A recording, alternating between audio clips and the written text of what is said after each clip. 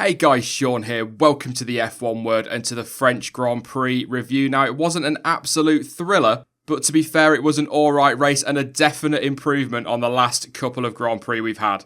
It was also a race that threw up a couple of talking points, some more controversial and divisive than others. But before we get on to any of that, let's start as we always do by taking a look at the race winner. It was Lewis Hamilton who took victory at Paul Ricard, and to be honest, he was pretty comfortable all race. He did lose the lead briefly during the pit stops, but otherwise pretty much led from start to finish. Now, to be honest, he didn't really run away out front like I expected him to and like many expected him to, but I do get the feeling that he could have done if he really wanted to. It just appeared to be a very well-managed race. And to be fair, after that first corner incident removed two of his closest rivals, and you could argue the two most likely to challenge him for the win, he probably knew at that point that mechanical issues or driver error aside, he only really had to manage the tyres and the car to take the win. As for the rest of the race result, Max Verstappen took second place, drove very well all day to be fair. Kimi Raikkonen finished off the podium in third place for Ferrari with Daniel Ricciardo in fourth. Sebastian Vettel recovered to finish in fifth place. I will talk about him and Bottas in just a moment. Kevin Magnussen, another great drive from him this weekend. P6 for Haas, Bottas there in seventh place. Another solid race for Renault, to be honest, looking pretty much like best of the rest at the moment. Certainly in terms of championship positions, Sainz in 8th and Hülkenberg 9th. And Charles Leclerc finished in 10th place for Sauber, his 4th points finish of the year. Romain Grosjean missed out on points, but he did get to the end, finishing in 11th place for Haas. A little bit of a scruffy race from him in some ways. We will talk about him in just a moment as well. Stoffel van Dorn came home in 12th place. Another miserable weekend for McLaren. I'm not going to go on about that in this video though. We talked about it quite a bit yesterday in the race debrief. Marcus Ericsson managed to get home in 13th place with Brendan Hartley in 14th. Sergei Sirotkin in his Williams finished 15th and Fernando Alonso bored up the back of the field in 16th. And your retirements list, 4 for you this time, Lance Stroll with a puncture. Sergio Perez had a reported engine problem, and Esteban Ocon and Pierre Gasly collided on the first lap and both retired. There is only one place to start though in terms of talking points, and that is at the start itself. Off the line, the top three actually got away very well, as did Max Verstappen and Daniel Ricciardo to be fair, but Sebastian Vettel had the better second phase if you like to the start, and was pulling alongside Valtteri Bottas, but was boxed in by the Silver Arrows and could make no further progress at that point. And as they reached the first corner, the German locked up and hit Valtteri Bottas, sending his Mercedes into a spin, and that obviously caused damage to Sebastian Vettel's front wing and resulted in Bottas getting a puncture. Both drivers therefore had to pit for repairs, which saw them fall to the back of the field. However, with the safety car on track, the two were able to catch the pack, and after that safety car came in, they were able to make progress through the field, with, as you saw there, Vettel recovering to 5th and Valtteri Bottas making it to 7th. Now, Sebastian Vettel was deemed responsible by the stewards and received a 5-second time penalty, and after the race, the German took full responsibility for the accident. The 4-time world champion said, "In the end, there wasn't that much that I could have done different. Just a bit the wrong place at the wrong time. What you don't see is I lose a lot of grip, and I saw the two cars running around the outside trying to get their position on me because I was stuck. But I couldn't slow down more than I did. I lost the car and hit Valtteri. I guess the rule is causing a collision, and that's what I did because I lost the car. Was it intentionally? Certainly not, because it could have been the end of the race for me.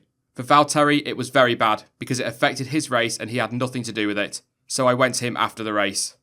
After the Grand Prix, Lewis Hamilton was heard discussing the incident with Max Verstappen in the cool-down room and didn't appear to believe that a 5-second penalty was enough of a punishment, something echoed by Niki Lauda.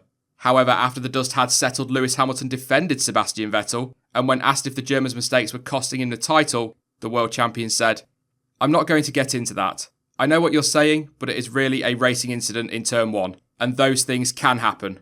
We are all going into the first corner at great speeds. I don't feel that he's particularly made more mistakes. We are all on the edge. We are fighting for the World Championships. We are not pootling around. We are out there putting the cars as far behind the edge as we can in the safest manner. It's not like a train track. You don't just stay on the rails. Sometimes you can go off. We are only human." As for me, to be honest, the incident was pretty clear-cut. Bottas left Vettel plenty of space, and the German, by his own admission, made a mistake. He locked up and hit the fin. 100% Vettel's fault. And the fact that he has taken full responsibility as well pretty much tells us all we need to know. Was he boxed in? Yeah, of course he was, but that's just part of a race start. And of course he will have lost downforce and grip behind the silver arrows, and so all of that will have contributed. But it's still his error. And to be fair, from what I've seen on social media, the vast majority accept and agree that Vettel was at fault. But the argument from many is that a 5-second time penalty was not enough and that he should have received a 10-second time penalty. I will have my say on that in just a second, but I do just want to say this. To those saying he should have been black flagged, no. Not in a million years is that ever a black flag infringement. And you only have to go back almost exactly 12 months for an example on this. If he wasn't black flagged for what happened in Baku last year, then there is absolutely no way he should have been black flagged for that. Was 5 seconds enough? Not for me, no. I think it should have been 10 seconds. Not a stop-go, but a 10-second time penalty. Other drivers have made similar moves this year during races and have received a 10-second time penalty. And so I think that penalty would fit the crime, if you like, better. And of course would show some consistency from the stewards as well. I believe that the stewards have probably just cut him some slack because it was the start. You know, we've seen over recent years that the FIA have been much more lenient about incidents on the first lap and often let many of them go as a racing incident. At the end of the day, you've got 20 cars all converging on turn 1 at the same time, and it's bound to cause some form of incident or contact. Now, whether it's correct that the FIA turn a blind eye to it sometimes is completely open to individual opinion, but I can't help but get the feeling that had that incident happened on, say, lap, 15, they probably would have handed out a 10-second time penalty. Of course, though, that is just my opinion on the incident, but what do you think? Do you believe a 5-second penalty was too lenient? Or do you actually think that Vettel should have been cut more slack because it was the start of the race? Let me know your thoughts in the comment section down below. There were other incidents on the first lap. Romain Grosjean had a couple of moments. We'll talk about his first one in just a second, but of course he did also have contact with Sebastian Vettel. The German and the Frenchman made a little bit of contact and that resulted in the Haas having to leave the track, but the stewards didn't take any action on that at all. However, Romain Grosjean did get a penalty for an incident at the start with Esteban Ocon.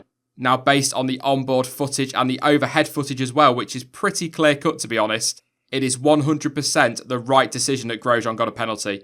They're driving down to turn 1 in a straight line, and for whatever reason, whether he saw him or not, I don't know, but Romain Grosjean turns into Esteban Ocon. That results in a damaged front wing for the Force India, and it's a slam dunk penalty all day long. Again, yeah, it's a start and it's the first lap, but they're in a straight line and he's just turned into him, so I can't argue with that penalty at all. But of course, before Esteban Ocon could get back to the pits for repairs, he and Pierre Gasly came together and they were both eliminated from the race.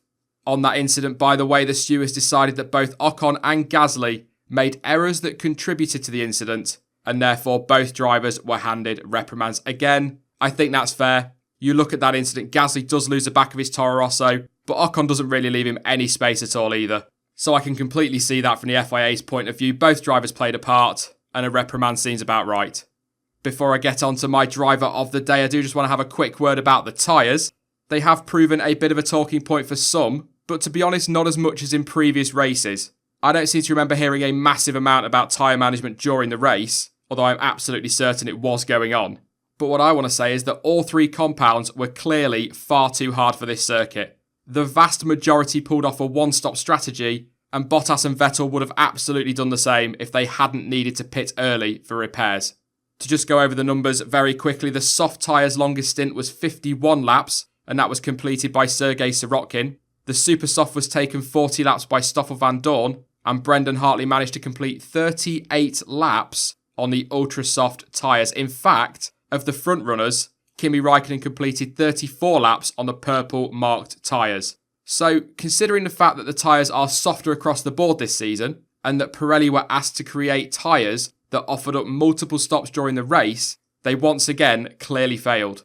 And to be perfectly frank, for the softest compound to be able to complete 38 laps almost makes it laughable to call it the Ultrasoft. I mean, to be fair to Pirelli, they have often erred on the side of caution when they go to new tracks, and from their point of view, I guess it's better to have a durable tyre for a new circuit than for tyres to be too soft and start failing. But the big difference between Paul Ricard and, say, Baku back in 2016 is that it's a test track that Pirelli have used recently for F1 tyre testing. So it's not like it's all new to them. Okay, yeah, testing conditions are very different to race conditions. But with all the data that testing gives them, I'm genuinely surprised that they didn't go softer or at least skip a compound for the French Grand Prix. That is just my little moan on the tyres. It wasn't the huge issue, if you like, that we've seen in previous races this season. But what I'm hoping is for Pirelli to go a lot more aggressive next season, not just at Paul Ricard, but at every race. On to my driver of the day then. Now Sebastian Vettel won the official driver of the day vote. I'm not going to lie, I don't agree with it. Whether you do or not is once again open to individual opinion, but my driver of the day was Kevin Magnussen. He made up places, yes, okay, courtesy of that first lap incident, but he kept it clean and drove almost perfectly all race, and to be honest, pretty much all weekend as well. And it was one of those drives that kind of went unnoticed a little bit, probably due to everything else that was going on, but he had a very solid weekend, and once again comfortably outperformed his teammate, and just appears to be going from strength to strength. A couple of honourable mentions though. I think Max Verstappen deserves a lot of credit for his weekend. Carlos Sainz as well, very good in qualifying and solid in the race, and Charles Leclerc also having a very good weekend. Before I go though, let's have a look at the top 10 in the Drivers' Championship, and Lewis Hamilton has moved back to the top, 14 points clear of Sebastian Vettel. Daniel Ricciardo is in 3rd place with Valtteri Bottas in 4th. Kimi Raikkonen stays in 5th place on 83 points with Max Verstappen in 6th. Nico Hülkenberg pulls slightly away from Fernando Alonso on 34 points, the Spaniard on 32. Carlos Sainz definitely improving after a difficult start to the year. He's got 28 points in 9th place. And Kevin Magnussen makes up the top 10 with 27 points. In the Constructors' Championship, Mercedes stay top ahead of Ferrari. Red Bull in 3rd place, Renault pulling away from McLaren now 22 points ahead of the Woking team in 4th. McLaren therefore obviously in 5th place, Force India in 6th. Haas close the gap on them and move up to 7th. Toro Rosso stay 8th on 19 points. Sauber have now got 13 points on the board. Very impressive for them, just 8 races into the season of course. And Williams remain rock bottom with 4 points on the board. That is it for the French Grand Prix review then. Don't forget to let me know what you think of that incident between Vettel and Bottas, but also what did you think of the race overall and who was your driver of the day? Let me know your thoughts in the comment section down below. Now tomorrow will mark the F1 Word's first birthday. I really can't believe it's been a year already. So as well as the Austrian Grand Prix preview, which will be up tomorrow, I will also be live at 7 PM UK time with Jonty and Chaz, just a casual stream, nothing really planned. Going to have a chat about the last 12 months and of course, as ever, answer some of your questions as well. In the meantime though, you can follow me on social media. Links to Twitter, Instagram, Facebook and to Discord are all in the description down below. But as ever, thank you for watching. I've been Sean, this has been the F1 Word, and until next time, goodbye.